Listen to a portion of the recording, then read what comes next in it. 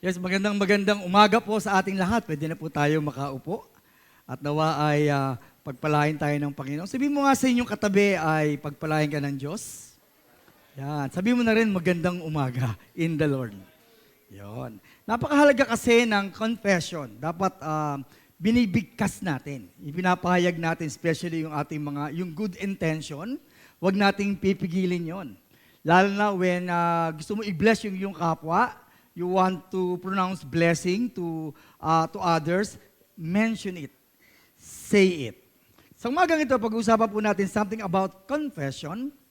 Ang pamagat po ng aking mensahe ngayon ay, I confess Jesus. Meaning, declare your faith or else. Confession matters. Alam nyo, niligawan ko yung misis ko nung araw. Nung sinagot niya ako, basta yun na. Oh? Sabi mo ganyan. Hindi pa pwedeng yun no? Dapat sabihin mo, I love you. Sabi niya, basta oo tayo na, gano'n. Hindi, dapat sabihin mo, I love you. Iba kasi yun. Di ba? Iba yung malinaw at naririnig mo. Hindi pa pwedeng on na kayo basta, sa isip ko lang on na tayo. Di ba? So sa Bible, may sinasabing, speak your sin to one another. Confess your sin to one another. Speak the truth in love. Or share the gospel, or proclaim the gospel, or even share your thought. Di ba sa courtroom, mahalaga yung confession. Alam niyo po, confession as a biblical term originates from 4 primary roots. Yung biblical confession. At ang etymology niya, yung pinanggalingan po ng mga root na yan ay ibig sabihin sa Hebrew ay yada, and sakar, meaning to admit, to profess, to declare, to tell. At sa New Testament po, yan po ay homologeo, meaning to acknowledge, or exomologeo, meaning to say. Or technically speaking, to tell or to sing. Nung unang-unang mga panahon, sinachant lang po nila yan kinakanta lang po yan. So what is the important of this is that you are able to say it or say something. And technically speaking, you have to open your mouth. Kaya nga po, napakahalaga ng oral and verbal sa confession. Mahalaga yung naririnig, mahalaga yung sinasambit by individual or even by group. Alam nyo, di ba, mayroong tinatawag na Apostle Creed nung araw. Actually, alam natin lahat yan, especially yung mga nanang dito, no? Ako din po, hindi ko nakakalimutan yan. Yung parabang, I believe in God, the Father Almighty. Sa Tagalog, sumasampalataya ko sa Diyos na makapangyarihan sa lahat. Di ba? Nagmegawa ng langit at lupa. Sumasampalataya ko kay Jesus na nag-iisang anak ng Diyos na ipinaglihi sa pamamagitan ng banal na Espiritu, ipinanganak ni Birhen Maria. Siya ay nagdusa sa kamay ni Pontius Pilato. Alam po natin yan, etc., etc. Kasi po, ito pong Apostle Creed ng mga Christian noong araw, magkaroon pa nga yan ng Nicene Creed Yung Katoliko, kino-confess po nila yan in public. Parang sinasabi, kung talagang you are a truly believer of this church, of this fellowship, dapat alam mo to. Ang totoo nga, dapat ang bawat membro ng church, alam yung kanilang statement of faith. Kasi yung statement of faith, doon nakasalalay yung kaluluwa at kung anong gagawin ng church. Doon makikita kung saan ang direksyon at kung ano ang pinaniniwalaan, pinanampalatayanan ng church. So once a person trusted Jesus, he must confess Jesus. And he must confess Jesus before others. Not hide, but declare. But declare in public. Yun po yung mahalaga, mga kapatid. And the importance of confession is both laid down in the Bible and is actually born out of experience. Kaya sa mga unang mga panahon, bagamat ito ay tinuro, pero kuminsan, hindi talaga mapipigilan ng isang nananampalataya na hindi niya pwedeng ipahayag ang kanyang pananampalataya. I remember yung isang demoniac, yung pinagaling ng Panginoon. Pagkatapos niyang gumaling at napalayas ng demonyo, naging normal na ulit siya, gusto niyang sumama sa Panginoon in Mark 5. Sabi ni Lord, ipahayag mo kung ano ang ginawa sa kanya, sa iyo ng Diyos. At talagang ipinahayag nga nitong tao na ito. The woman at the well, alam po natin yan, Samaritan woman. Nung nalaman niya kung sino yung kausap niya, talagang siya ay nagmamadaling pumunta doon sa kanyang baryo at ipinamalita niya ang tungkol kay Jesus.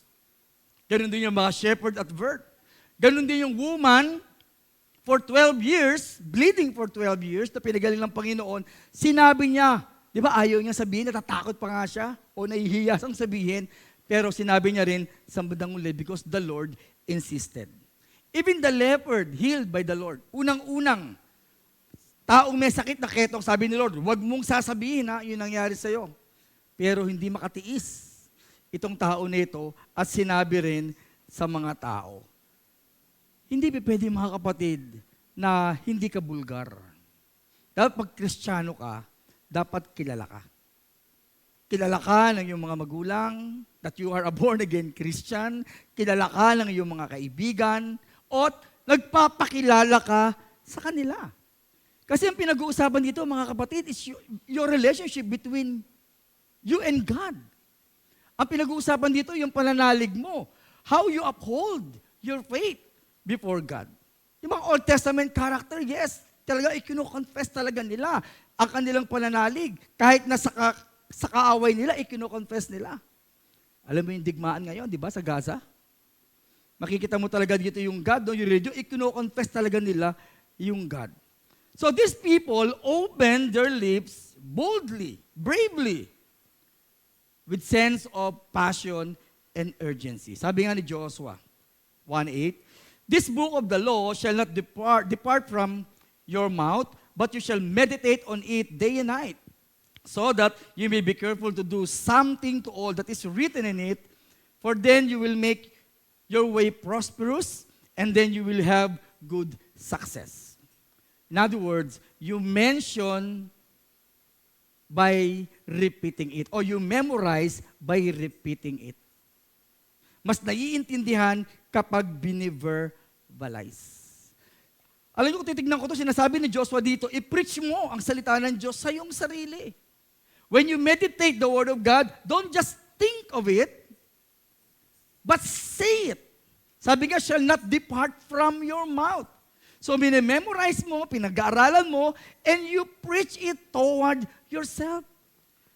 Yung dapat sinasabi mo, at dapat yung iniisip mo ay sinasabi mo. At dapat naririnig mo yung sinasabi mo. Panatang Makabayan, di ba? Iniibig ko ang Pilipinas. Ito ang aking lupang sinalangay. Ito tahanan ng aking lahi. Ako'y kanya kinukup ko, tinutulungan upang maging malakas, maligaya at kapakipakinabang. Bilang ganti, diringgin ko ang payo ng aking mga magulang. Susundin ko ang tuntunin ng aking paaralan. Tutuparin ko ang mga tungkulin ng isang panatang, ng isang mamayang makabayan at masunurin sa batas. Sisikapin ko maging isang tunay na Pilipino sa isip, sa salita at sa gawa. Matanda na nga ako. Kasi may bago na kasi nito hindi po ba? Ito kasi medyo pag mga 50 ka na at mga 40 ka na, alam mo to. Bakit binibigkas natin yon? Para hindi natin makalimutan. Di ba tuwing elementary pa lang, laging binibigkas yan tuwing umaga, araw-araw sinasabi yan, nakakalimutan ba? Ako nga, di ko nakakalimutan Kahit na siguro may mga maling-maling mga salita doon, naroon pa rin yung thought, hindi ko pa rin nakakalimutan, mataas ang percentage, siguro mga 80%, hindi ko makakalimutan. Bakit? Biro mo naman araw-araw Tuwing umaga, di ba Sinasabi natin yan, di po ba? Kinakausap ko yung medyo kaedad ka. Meaning the early church had a culture of confessing the Word of God. Sabi nga sa Colossians chapter 3, verse 16, let the Word of Christ dwell in you richly in all wisdom, teaching and admonishing one another with psalms and hymns and spiritual songs, singing with grace in your hearts to God. Try to imagine the scenario in the church. Ang sinasabi, speak the Word of God. Kantahin nyo ang salita ng Diyos. Nung matino ko sa COP, tinuruan kami ng prophesying of the Word of God using it. Para bang the Lord Almighty. Malinaw ha, hindi yung blah blah blah blah blah is bumba ha. Hindi yung ganung mga tang ha. Kundi malinaw, pinoprophesy mo, kinakanta mo. Bakit inaawit? Bakit binag-aaralan? Bakit sinasabi ng preacher? Bakit ipinapahayag? Bakit may mga exhortation? Para hindi makalimutan. At para ang mga mananampalataya as individuals ay masanay sila sa pagpapahayag. It was a culture. And it is a culture. It must be the culture in the church. And every self-respecting Christian, born-again Christian, must speak his or her faith. Must share the Word of God. Because we only grow by speaking up, by confessing the Word of God. Hindi ko makikita ang isang Kristiyanong nag-grow nga kapag hindi niya pinapahayag ang kanyang faith. Kapag hindi niya sinishare yung kanyang faith. Especially yung gospel. Hindi niyo ba alam mga kapatid na hindi ka naging Christian by thought? Hindi ka naging Christian by post? Pinost ng nanay mo, itong anak ko born again na. Hindi ka naman naging Christian dahil pinost ng nanay mo yon. Hindi ka naging Christian by good deeds. Alam natin yan, so that no one should boast. Hindi tayo naging Christian by religion. Kasi ang religion cannot save. Hindi ka naging Christian by birth.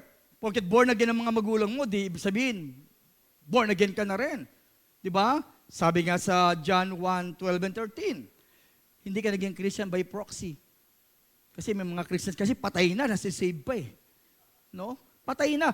Kailan namatay yung lola mo? Nung 1716 po, ibabaptize natin yan para masave yan. Wala tayong ganong teaching.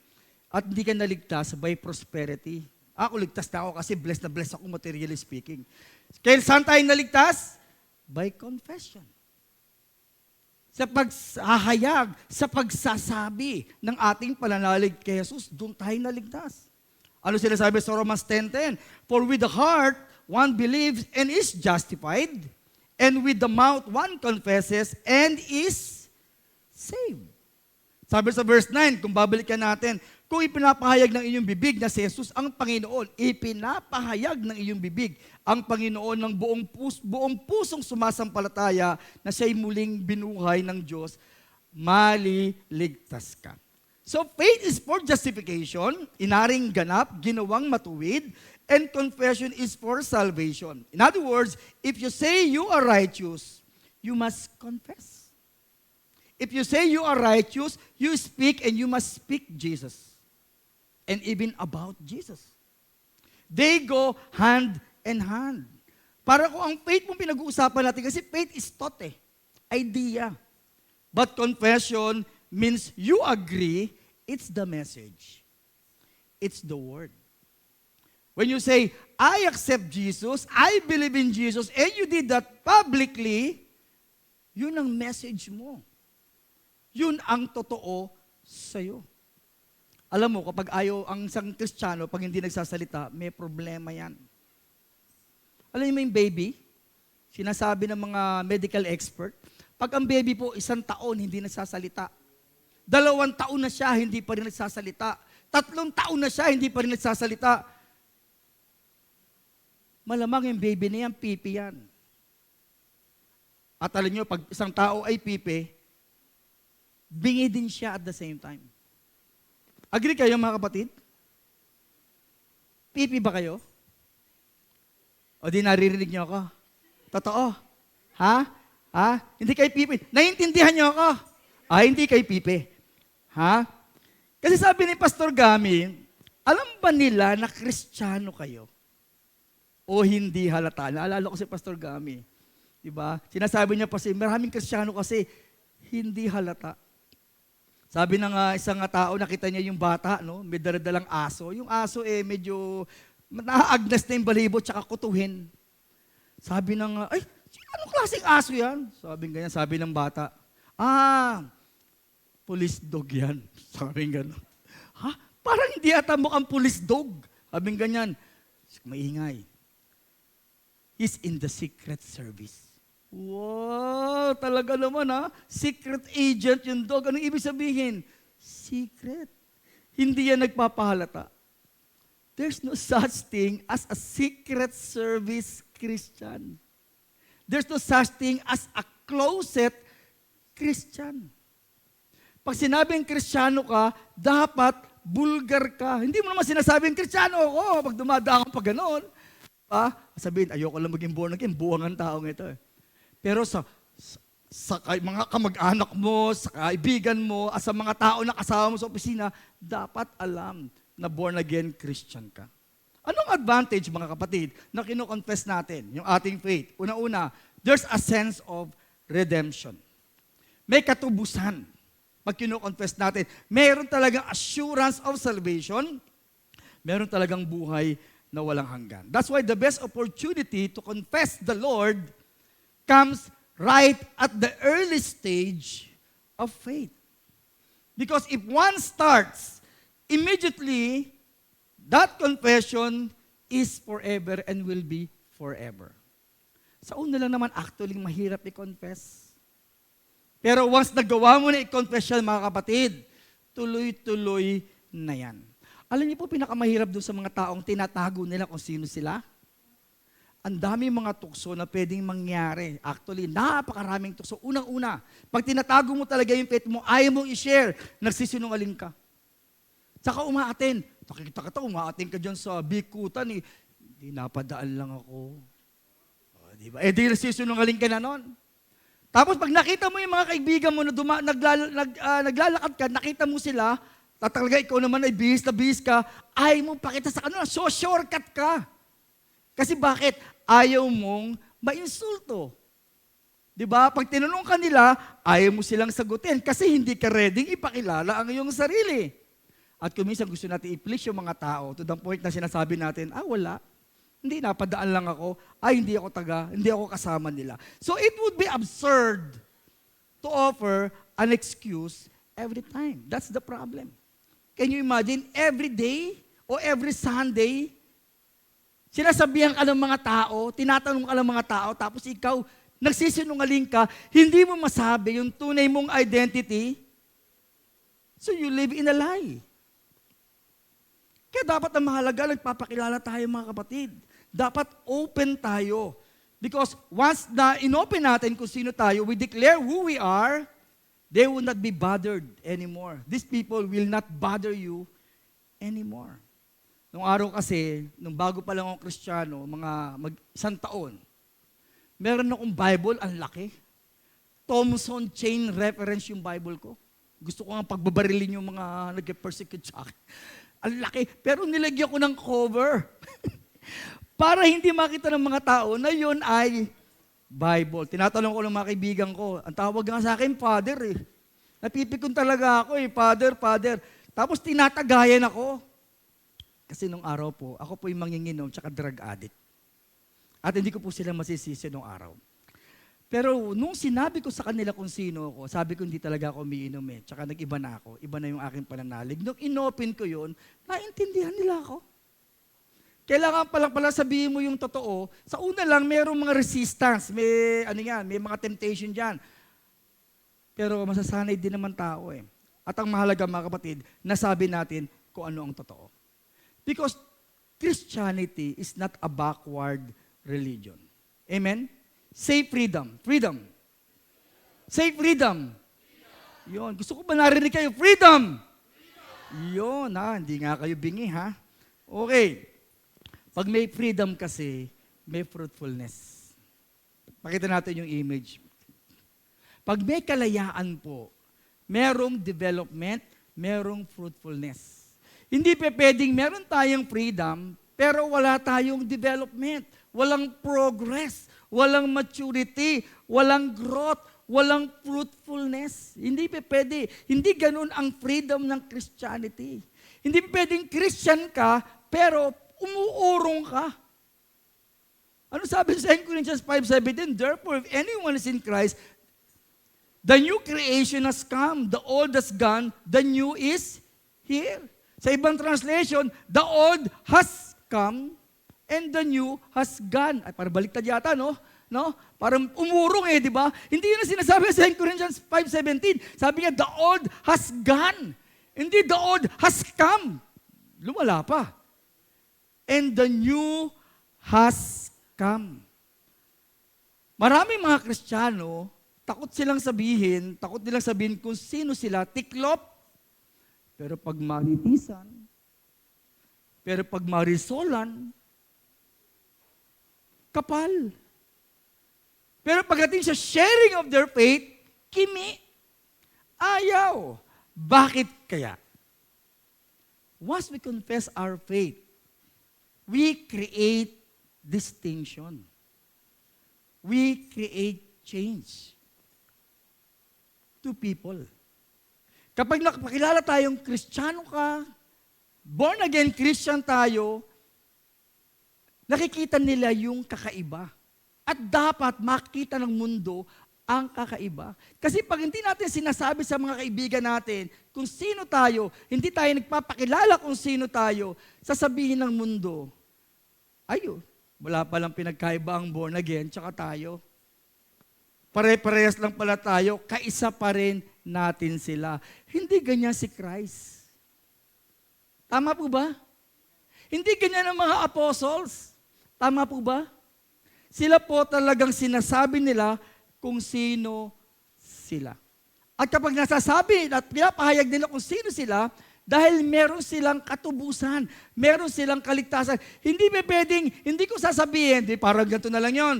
Di born again ako, naglipat ako ng reliyon, naging born again Christian ako, save ako. Ay, ikaw din, save ka rin. Kahit hindi ka lumipat sa amin, save ka rin. Parang hindi tayo, parang may mali. Sinasabi ng mundo, actually, pare-parehas lang yan. Especially ng mga New Age. Pare-parehas lang yan, parang kisimbahan lang ng Quiapo yan. Kahit saan ka magpunta, doon ka rin pupunta sa Quiapo. Diba? Ang Church of God, Church of Satan, pati yung mga kung ano-ano mga grupo, pare-parehas lang yan. Relative lang yan. I beg to disagree. You know why Christianity is absolute? Because all founders of religion died, but they did not resurrect. But the founder of Christianity, the Lord Jesus Christ himself, died. But on the third day, he rose again. And he ascended into heaven, seated at the right hand of God. And he is forever saved. And he has promised that he is going to return. Buhay ang Panginoon kasi lahat ng founder ng relihiyon namatay. Ando doon pa nga, makikita nyo pa nga yung kanilang mga libingan, naroon sila. Pero pumunta ka sa Israel, may nakalagay doon na karatula. He is not here. He is risen. That's why the teaching of the Lord is absolute. There is actually such a thing as absolute religion. And that is Christianity. Huwag natin ikikaya, mga kapatid, kung sino tayo. Kasi nasa atin ang katotohanan. Not because we are sincere, truthful, and truth. But because Jesus is sincere. And truth, sabi niya, I am the way, the truth, and the life, and no one comes to the Father except through me. Another advantage of confession, you assert or to assert your Christian authority, which actually have been given to us by the Lord already. I have given you authority. Sabi niya, go and make disciples. Sabi niya, whatever you bind on earth will be bound in heaven. Diba? I will build my church and even the gates of hell shall not prevail against it. Meron tayong Christian authority. So in other words, kung meron tayong authority, we have given this authority to confess our faith. Alam niyo po ba yun, mga kapatid? Naintindihan niyo po ba yun? Sabi ni Lord, I charge you. Binibigyan kita ng authority. Nasa atin na yung authority. Anong gagawin mo sa authority? Di sino-omission yan. You disobey the command of your master kapag hindi mo sinabi yun. Sabi niya, go and make disciples, teach, share your faith. Hindi mo ginagawa. Binigyan ka ng authority. Dapat ginagawa. Kasi, meron ang kapangyarihan para gawin yon. So to confess your faith before others is the beginning of a powerful Christian witnessing. Power to witness. Tingnan niyo yung katabi. May power ba? Huwag mo aamuyin. Baka may ibang power kayong maano dyan, di ba? May power yan. Kapag meron yan Jesus sa kanyang puso, sa kanyang buhay, may power yan. Amen po ba? Because when the Holy Spirit comes on you, you shall receive power. And you will become my witnesses in Jerusalem, in Judea, in Samaria, and the outermost part of the earth. Can you imagine that? Pag sinabi pong power dyan, it means dunamis. Ibig sabihin po ng dunamis, coming from the word sa Latin, dynamite, o ito ay dynamite of God. At may dalawang meaning kasi yan, dunamis and dunamo. Pag sinabing dynamo, meaning impact. Ano sinasabi ko? The Word of God has power, and the Word of God has impact. Hindi pa pwedeng meron kang Holy Spirit na wala kang impact. Yun ang sinasabi natin dito. Hindi pa pwedeng meron kang Jesus, pero wala kang impact. Yung bang pag nakikita ka ng mga tao, dapat may nakikita silang impacto. Meron silang nakikitang impact. In other words, makita ka pa lang nila na be-blessed na. Doon pa lang sa malayo pa lang, ay, ang born again Christian na yan. Bakit? Kasi isinare mo yung faith mo eh. Kaya ka may impact eh. Diba pag sumabog yan, may impact. Paano yung sasabog kung di mo sinishare? Come to think of it, the Word of God will not return void. Diba? When you shared it, it will not return void. It will serve its holy purpose. Hindi masasayang yan. May impact yan. And the word witness, mga kapatid, coming from the word martyr, at pag sinabi pong martyr, iba kasi yung term natin ng martyr dito, pagpatay ng isang tao, doon pala siya nagiging martyr. Hindi po. Ang martyr nung araw, o yung witness, yun po yung mga buhay na tao. Yun po yung mga matatapang na tao, bold Christians. Somebody who had personal knowledge of the Lord. Somebody who had seen Jesus or who had heard Jesus. Why many people do not qualify to become a witness? Because they haven't seen and they haven't heard. Kaya nga 'di ba sa courtroom, pag meron kang saksi, ibig sabihin, una mong aalamin, nakita mo ba ang pangyayari? Narinig ka ba? 'Di ba? Ngayon nga, kung meron kang cellphone, 'di ba? May video ka ba? 'Di ba? Mahalaga nga 'yun eh. So, in other words, dapat meron kang personal knowledge. At ang ating relationship sa Panginoon, mga kapatid, is a personal knowledge and a personal experience. Amen po ba? Personal knowledge because alam natin yung sinasabi ng Scripture and we believe in the teaching of the Bible at meron tayong experience, the explosion, na merong change that this faith is creating in our lives, day by day. Have you seen and even have you heard the working power of the Holy Spirit in your life? Dapat meron.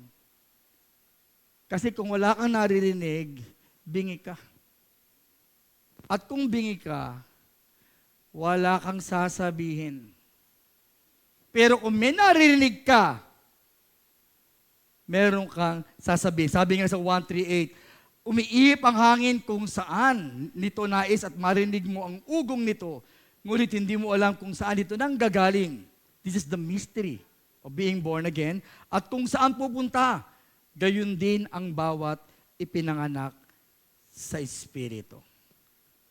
Because faith comes by hearing. Hindi natin madadala ang ating pamilya sa Panginoon. Maging sa church. Dito, kapag hindi natin ipinapahayag ang ating pananalig. Mga kapatid, huwag tayong umasa sa magic. Dadami tayo, basta mabait ang Panginoon Diyos. Pararamihin niya tayo. Gandahan lang natin ang ating kantahan. Gandahan lang natin ang ating sayaw. Pang ngumiti lang tayo na umuli sa mga tao, dadami tayo. Mga kapatid, di tayo dadami. Dadami lang tayo kapag tayo ay nangaral ng Ebanghelyo. Naniniwala kayo? At po, naglalakad ka, sabi ng mga tao, ang bait-bait mo naman. Thank you. Lakad ka na ng ganyan. Maaakay mo ba yun? Kailangan mo ipahayag. Bakit sila nai-impress sa'yo? Tama? Iba't iba ang calling natin, mga kapatid. Tama, iba-ibang calling natin. Pero we are all mandated to share the gospel, to confess, to speak the word of God. Kahit manganganta ka, you have to speak the word of God. Kahit sumasayaw ka, you are duty-bound to speak the word of God. Hindi ba pwedeng sa mga pastor lang, nag-iisa lang ang pastor ninyo, ang dami-dami natin. Hindi niya kaya. Dapat ang lahat nagpapahayag ng ebanghelyo. Gusto nyo dumami? Challenge you.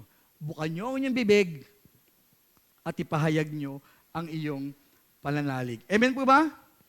Kasi maraming Christians decades, nagkaedad na, sila pa rin.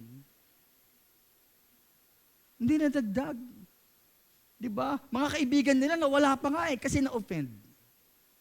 Hindi sila nadagdag. Kasi bakit? Ang tagal na, pero hindi marunong mag-share ng gospel. Ang tanong is, bakit? Pastor, bakit? Paano ba talaga mag-share? Gusto nyo sabihin ko sa inyo, paano mag-share? Hindi nyo kailangan maging expert sa pag-share. Paano ba kayo naligtas? Paano kayo naligtas? Ha? May nagsabi, right? Alam mo, sinabi niya, tanggapin mo ang Panginoon. O kaya siguro nag-testimony mo na yung tao, no? Alam mo, dati ganyan din ako pero nung na-realize ko na kailangan ko talaga ng Panginoon, tapos nakilala ko ang Panginoon, pinaniwalaan ko siya, tinanggap ko na ako'y makasalanan, naniwala ko na siya lang magliligtas sa akin, at talagang verbally, talagang sinabi natin, di ba? Nag-pray talaga ako, and verbally, I accept Jesus as my personal Lord and Savior. Save na ba tayo noon? Di ba ganun lang kadali? Bakit kailangan mamamasterin mo pa yung evangelism explosion? Kailangan master mo pa yung salvation, etc. Maganda yun. Ini-enhance natin yung ating knowledge. Pero, sabihin nyo lang, paano pa kayo binago ng Panginoon? Meron po ba? Binago po ba tayo ni Lord? I-share mo lang kung paano ka binago. At pag sinabi ng mga tao, at sinabi ng tao na sinasharean mo, talaga, paano nangyari yun? Then, present Christ. Kasi hindi nangyayari, ayaw nating sabihin Ayaw nating magsalita. Kaya marami kuminsan, urong, tikom, takot, kimi, merong hiya. Why hiya? I don't know. Bakit nahihiya? But just share your faith. As simple as that. Anong dilemma, mga kapatid, ng confession? Why not confessing? Meron pong dalawang magkaibang event, pero same reason kung bakit ang mga tao ay meron silang takot o takot silang magpahayag. Sabi sa John 9:22, his parents said these things because they feared the Jews, for the Jews had already agreed that if anyone should confess Jesus to be Christ, he was to be put out of the synagogue. Alam pong konteksto nito, yung kanilang anak na kubikong, yung bali-bali ang katawan, tapos biglang inunat ng Panginoon, tapos ginawa ni Lord yun nung araw ng Sabat at doon pa mismo sa loob ng synagogue. So nung gumaling yung tao na yon, in-interrogate yung tao na yon, sa labas ng synagogue, in-interrogate ng mga Pariseo yung tao na yon doon sa loob ng synagogue. At pagkatapos, unang-una yung mga magulang, huwag niyo po kaming tanungin niyo siya. Tapos tinanong nila yung taong gumaling, sabi po, hindi ko po alam kung saan kapangyarihan yun, basta ang alam ko, ako po ay gumaling. Pero ang mga magulang takot na takot doon sa mga religious leaders. Tapos another episode in John 12 verse 42, nevertheless, many even of the authorities believe in him, but for fear of Pharisees, they did not confess it, so that they would not be put out the synagogue. Alam po ba itong synagogue nito, mga kapatid? Ito po yung synagogue ay hindi po pagkain. Ano po?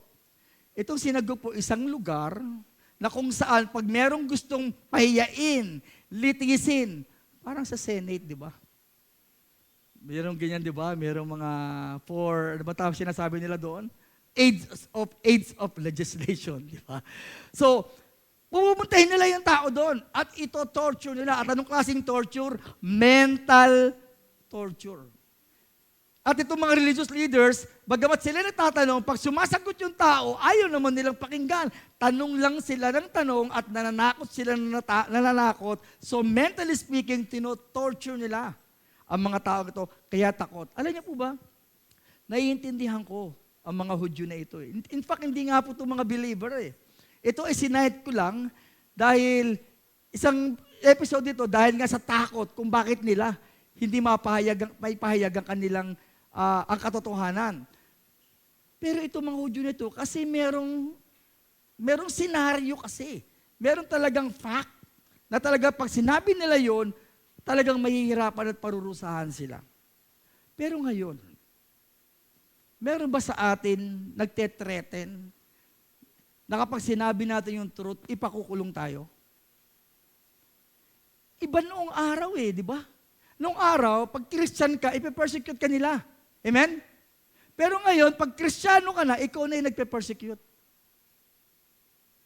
Anong sinasabi ko? Kasi noong araw, hindi ka na lang Kristiyano, hindi pa popular, kaya pag Kristiyano ka, ipe-persecute ka talaga nila. Pero ngayon, ang dami-dami ng Kristiyano, kilala na ang Kristiyano, wala lang nagpe-persecute. Diba? Pag Kristiyano ka, okay na, open na. Kaya nga sabi ko nga, ang Kristiyano na ngayon nagpe-persecute. Ibang-iba ang senaryo noon at ngayon. Pero ito lang, gusto kong pansinin natin dito, mga kapatid. Kung iba ngayon, kung sila may takot, bakit hanggang ngayon, marami pa rin Kristiyano, takot i-share? So, hindi ko na alam yan. Noong araw, noong mga early 90s, naku, nalalaman tuloy, may edad na talaga ako, matanda na talaga akong Kristiyano. May nabalitaan, 3 leader, kilala ko yung iba doon kasi galing din po ako ng Saudi Arabia, pupugutan ng ulo. Nag-aaral po ako sa Bible School noong mga time na yon. Na-shock ang buong mundo, pati yung mga Christians dito, talaga namang nag-circulate ng prayer para lamang doon sa 3 na yon. At merong isang pastor na nagsalita. At ang sabi niya, ano naman kung sila'y pugutan ng ulo? Matagal-tagal na rin naman tayong walang naririnig na ganitong pangyayari sa ating Christian life. Kasi Old Testament time, di ba, church history, talagang pinupugutan talaga ng ulo ano naman ngayon kung napugutan ng ulo? Actually, mas shocking yun. Parang sinasabi natin, meron pa ba, masashock pa ba tayo pag may Christian na persecute? Alam mo, may Christian na persecute. Nag-share ka, pinahabol ka sa aso. Shocking ba yun? Ay, shocking naman yun. Pinahabol ka sa aso. Actually, mas shocking pa yung mga Kristiyano ng araw. Sinisilaban ng buhay. Pinabakain sa leon. Binibiyak ang tiyan. Mas matindi yun. Dapat hindi na tayo na-shock doon, mga kapatid. Dapat given sa atin na tayo ay nape-persecute kung ipinapahayag natin ang katotohanan. Pero hindi given at di natin kayang tanggapin na tayo na-persecute o na-persecute dahil hindi natin pinahayag na tayo ay mananampalataya ni Jesus. Gusto mo i-share yung isang tao, tapos hindi mo na-share, na-convert ngayon ng tao na ito, kasama pala sa office, ikaw pala, born again ka pala, hindi mo malang sinabi sa akin yung faith mo. That is actually, di ba, one that is most agonizing. Kasi dapat ipinapahayag. Sabi nga, the blood of the martyrs is the seed of the church. Yan po yung slogan ng araw. Sabi sa Hebrews 11:36-39, meron namang hinahamak at hinahagupit, at meron din ikinakadena at binibilanggo. Ang iba naman ay pinagbabatol, nilagari sa 2. Totoo po ito, ha? Tinukso, pinatay sa tabak, ang iba'y nagdamit ng balat ng tupa at kambing, at iba'y namulubi, sabihin, tas sinilaban sila. Ang iba'y namulubi, naghirap, inapi, at pinagmalupitan. We have the heritage of believers whose faith have not been confined in the closet. These are believers who were open,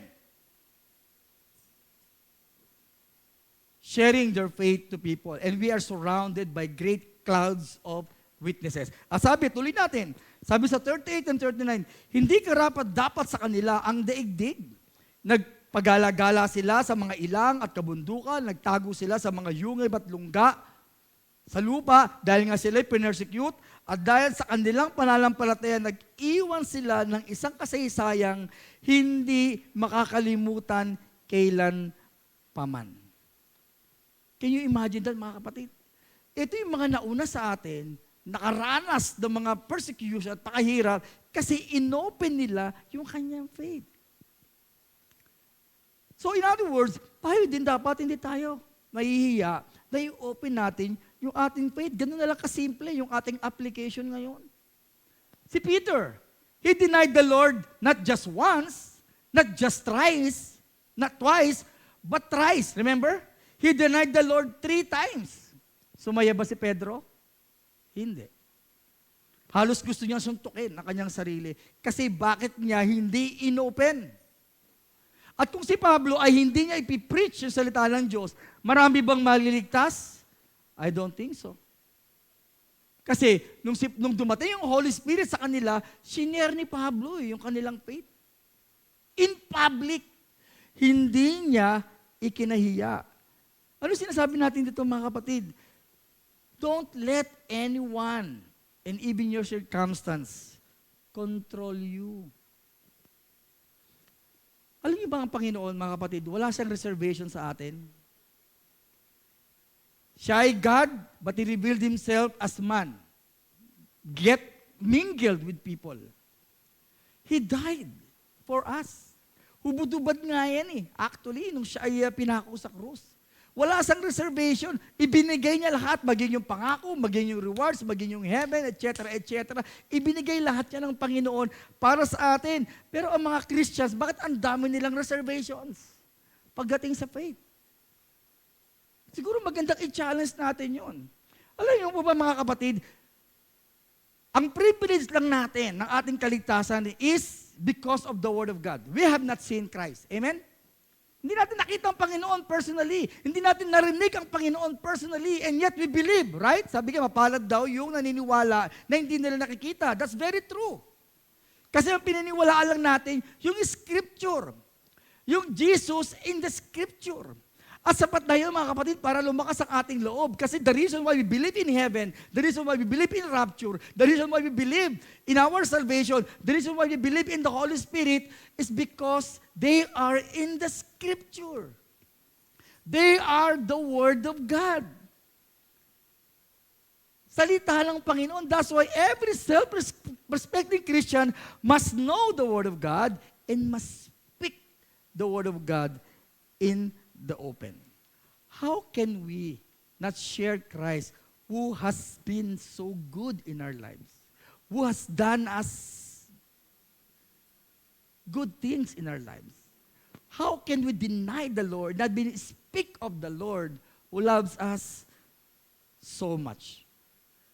Can we refrain from confessing the Lord whom we worship and serve and say, I love you, Jesus, but we don't share Him to others? Sabi nga na kanta ng Day by Day, di ba? Where He leads me, I will follow. Where He sends me, I will go. Dapat pakinggan natin yun eh. No? Where He leads me, I will follow. Where He sends me, I will go. Dapat mainam yun kasi pag kinakantay natin yun, dapat malinaw na malinaw sa atin kung bakit natin kinakanta yun. Diba? Pero in Luke 12:11-12, sabi ito, kapag dinala nila kayo sa mga sinagoga at sa harap ng mga pinuno at ng may kapamahalaan, huwag kayong mabalisa kung papaano o kung ano ang inyong isasagot at kung ano ang inyong sasabihin. Ito ay sapagkat itinuturo sa inyo ng banal na Espiritu sa oras din yun ang kinakailangan ninyong sabihin. Mga kapatid, hindi ko nasasabihin ng context ito, pero ito lang ang sinasabi ko. Anyone who is born of God,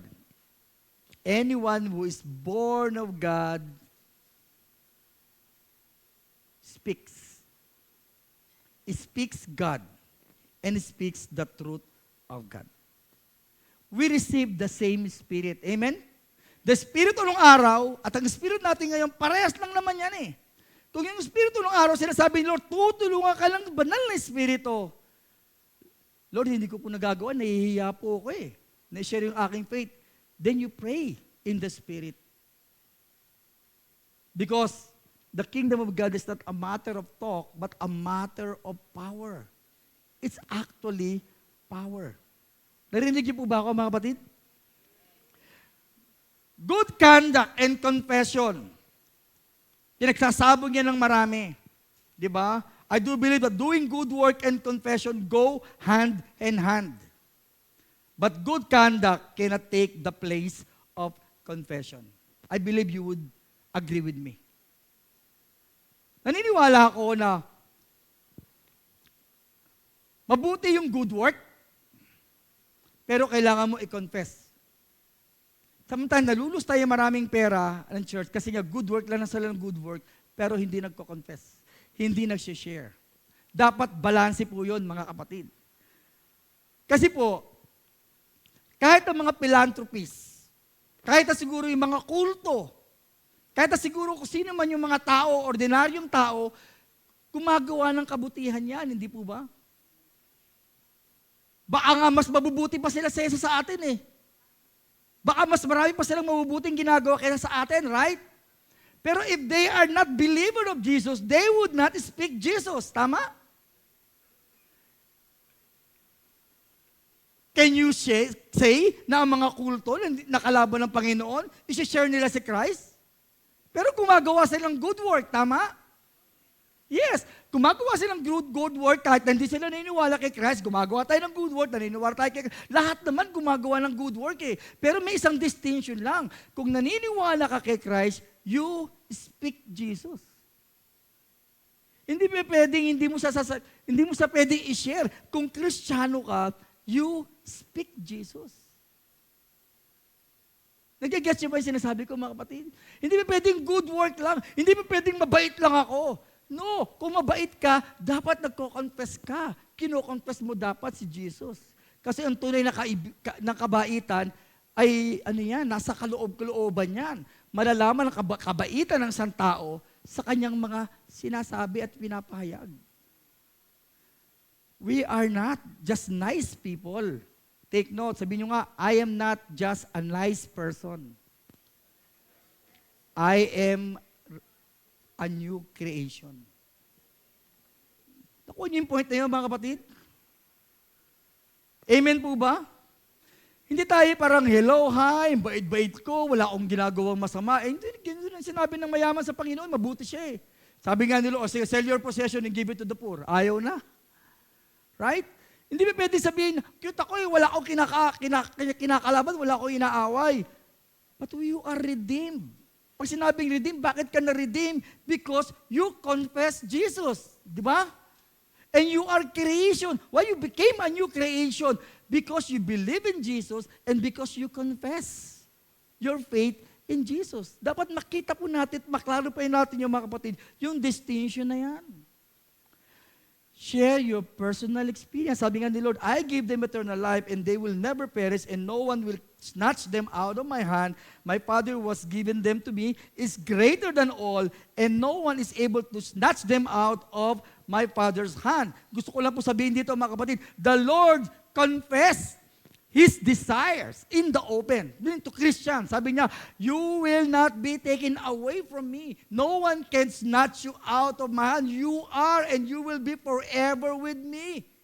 Hindi kayo mapapahamak. You will no longer be condemned. You have passed over from death to life. You are safe forever. You are my children. You are my follower. You are my friend. You are with me forever. Very open, very vulgar, walang reservation. Hanggang sa kauli-ulihan, sabi ni Lord, I will never leave you nor forsake you. Tatapon ba tayo ng Diyos? Hindi. Mahalaga tayo kay Lord eh. Napakahalaga natin sa Panginoon. Another advantage of confession is the church grows in quality and in quantity. And we fulfill the Great Commission. Walang pipi sa iglesia. Hindi po ba? Mga miyembro. Amen? At lalong walang bingi. Amen? Amen. Tignan mo ulit ang katabi mo. Sabi mo sa kanya, bingi ka ba? Magsalita ka. Baka hindi nasasalita. Baka bingi. Hindi naririnig. Sabi niya, hindi, no? Dapat ganon. Ha? Naiintindihan ko na. Aray nga ako ng aray eh. Di ba? Because the church is not an organization, but there's an organization in the church. And the church is an organism. Kasi may buhay. Alam niyo ba, pag buhay ka, nagsasalita ka. Pag wala kang buhay, hindi ka nagsasalita. Mga kapatid, hindi ko sinasabi dito na yung literal na buhay. Pag meron kang buhay na walang hanggan, nagsasalita ka ng buhay na walang hanggan. Nagsasalita ka ng salita ng Panginoon Diyos na nagbibigay ng buhay at buhay na walang hanggan. Meron kang boses, spiritual voice. Meron kang nagpapahayag ka, nagtuturo ka, nagpapatotoo ka. Diba? Sumasamba ka, nag-share ka, kumakanta ka, sabi na natin ganon. Diba? Hindi pwedeng hindi natin ginagawa yon. And it is a characteristic of the church to boldly confess the Lord as well as to believe in Him. So, it's very crucial, mga kapatid, to declare our faith to the Lord. You can even use the social media. Kung mayroong I confess, mayroong ding I-confess. You know what? Because by all means, death is cruel, life is a mist, and hell is forever. Paul said in Romans 1:16, "For I am not ashamed of the gospel, because it is the power of God that brings salvation to everyone who believes. First to the Jews, then to the Gentiles." Siguro hindi naman tayo pipe at hindi naman tayo bingi. Baka siguro shy lang. Diba? Baka siguro shy lang. Yung iya lang ako, pastor eh. Okay pa yun, tatanggapin ko yun. Diba? Kasi kung nahihiya, may remedyo pa yan eh. So be set free from shyness. The first point is Hebrews 12:2, looking to Jesus, the founder and perfecter of our faith, who for the joy that was set before Him, endured the cross, despising the shame. So, and point number 2, ang mundo dapat ang mahiya. Hindi tayo. We have been redeemed. The Lord had suffered for us. Grabe yung nangyari sa Panginoon para lang tayo iligtas. Tapos nang nasa atin ang kaligtasan, iya po ako eh. Binigyan kita ng eternal life, iya po ako eh. Anak kita eh, iya po ako eh. Tagapikutang ka yung pastor ninyo, ang sipag-sipag, iya po ako eh. Pero si Lord ba nahiya? Sabi dito, despising the shame, but with joy. Ano ba ibig sabihin doon, mga kapatid? Nung ipinako ang Panginoon sa krus, nakakahiyaman ng kanyang kalalagayan, what's the joy? Nasaan ang joy doon? Yung joy doon is, He accomplished what the Father has given to Him. He accomplished yung duty niya na ibinigay ng kanyang Ama. Kaya siya may joy. E ano kung na-persecute ka? At least may joy ka. Hindi po ba, mga kapatid? Masama bang ipangaral ang gospel sa kapitbahay? Masama bang sabihin natin sa ating mga magulang, tayo ay born again? Masama ba yon? Nakakahiya ba yon? Kung di man nila tanggapin yun, at least napahayag natin. Hindi naman tayo nagpapahayag para ma-convert yung tao eh. Tama? Nagpapahayag tayo para lang i-open natin ay yung ating pananalig sa Panginoon. Trabaho ng Holy Spirit, yung mag-convert ng tao. Pero tayo, ang trabaho natin is just to share the truth. It's just to share the gospel, period. Salamat kung nasave yung tao through us. Bonus na lang yun. Pero sinasabi dito, magpakilala ka kung sino ka, your identity. Kasi yun, mga kapatid, ang mas mahalaga. Para pag nag-church ka, hindi ka nila iniinsulto, okay na, naiintindihan ka na nila. Kasi hanggat di mo sinasabi, may insulto ka lang eh. At ayaw natin yun. Araw-araw, tinatago natin, natatakot tayo, nagagalit tayo, naiinis tayo, kasi nape-persecute tayo. Because we did not share it in the open. So, the way into the kingdom of God, sabi ni Lord, therefore, whoever confess me before men, him I will also confess before my Father who is in heaven. But take note, the following verse. But whoever denies me before men, I will deny before my Father who is in heaven. Ha? Shocking ito! Pero kung magalala, para sa iba to? Para sa atin ba to? Hindi para sa mga Christian to. Ako sasabihin ko, hindi para sa mga believer ito. How can you and how could the Lord deny you when you are saved? Kapag tinanggap ka na nila, bakit ka pa niya i-deny? Hindi sa atin. Sabihin mo nga, hindi ako ito. Hindi ako ito. Kasi hindi ko di-deny ang Panginoon eh. Hindi ako pipi. Isi-share ko siya. Never that I will deny the Lord. Dapat sabihin mo, hindi ako ito. Because denial is for the unbeliever. But confession is for the believer. So we better confess Christ before other people. Declare your faith. Declare your faith right now. Kaya nga, I confess Jesus. Bakit ako mahihiya? Bilang pangwakas po ng aking message, mga kapatid, yun. Bilang pangwakas ng aking message, merong post kahapon, pinost po ito ng isa sa mga member po natin doon sa Metronorth. Ang sabi niya, nahihiya akong sabihin sa mga magulang ko na I love you. Pero deep inside, mahal ko sila. Naiintindihan ko. Pero di ba mas maganda mga kapatid na hindi ka nahihiyang sabihin sa kanila na mahal mo sila. Kasi deep inside, mahal mo naman talaga sila. Baka dito meron kayong gustong i-appreciate. Sabihin nyo na. O kaya halimbawa, baka di pa nasasabi sa kanyang, you love her. O you love him in the Lord. Sabihin mo na. Baka meron ka bang hindi napapatawad dito. Patawarin mo na. Walang pambayad ng utang, hindi makabayad ng utang, baka pwede mo na sabihin, quits na. Kasi naman yung mga nangungutang, nagkaka-amnesia, no? Napipipi yung mga nangungutang. Nagkakaroon ng spirit of muteness. Di ba? Baka meron kayong gustong i-appreciate, sabihin nyo na. Baka mamaya, huwag kayong malis, tapikin ninyo. At ipahayag ninyo, ha? Huwag yung para bang given na yon. Kasi mahirap kasi yung given eh. Ipahayag ninyo, i-confess ninyo, hayaan yung marinig nila.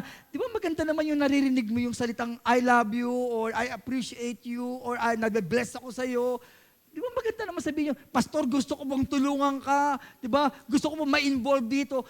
Hindi naman kasi yung mga mangkukulam yung mga pastor na para ba, nalalaman nila kung ano yung mga intention mo kahit hindi mo sabihin. Di ba? Hindi naman sila ganon. Very mystical.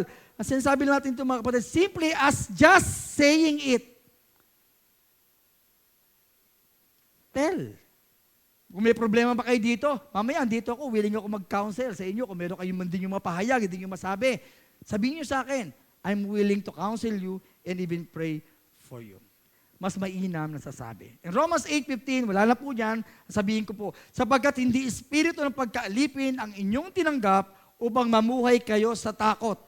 Sa halip, ang inyong tinanggap ay espiritu ng pagkupkop or adoption upang kayo'y gawing mga anak ng Diyos, kaya tayo'y tumatawag sa Kanya ng Ama, Ama ko, or Abba, Father. Let's come to the Lord in prayer. Panginoon, maraming salamat po sa oras na ito, Lord. Pagpalain mo, Panginoon, ang inyong mga salita. We are just instruments, Lord God, of your holy word. And we pray, Lord God, that let your Holy Spirit speak to each one of us in simple but powerful way.